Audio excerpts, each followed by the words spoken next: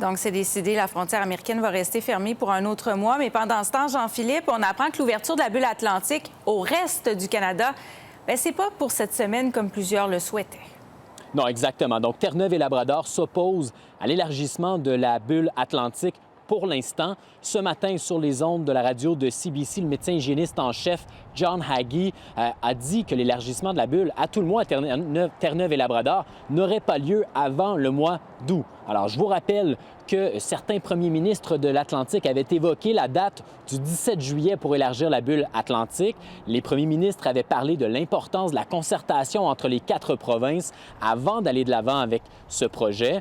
Eh bien, hier, à l'île du Prince-Édouard, la Dr Morrison a dit qu'elle n'était pas favorable à l'élargissement de la bulle, notamment en raison de cette éclosion de COVID-19 à Charlottetown. Et aujourd'hui, le premier ministre Dennis King a confirmé les doutes de sa médecin hygiéniste.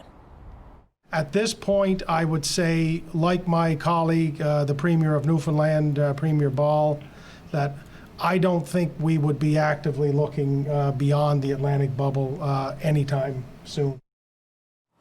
Et du côté du Nouveau-Brunswick et de la Nouvelle-Écosse, on ne laisse pas non plus d'indices comme quoi on est favorable à une ouverture dès vendredi. Exactement. Donc, du côté du Nouveau-Brunswick, Blaine Higgs dit qu'il attendra donc une décision concertée avec les autres premiers ministres de l'Atlantique, mais il ne précise pas à quel moment. Alors, aujourd'hui, les 4 médecins hygiénistes en chef de l'Atlantique ont une réunion hebdomadaire lors de laquelle ils traiteront de cette question. Du côté de la Nouvelle-Écosse, eh bien, on nous dit qu'on prendra des journées, voire des semaines, afin d'évaluer l'impact de la bulle atlantique sur la transmission de la COVID-19 en Nouvelle-Écosse avant de prendre une décision.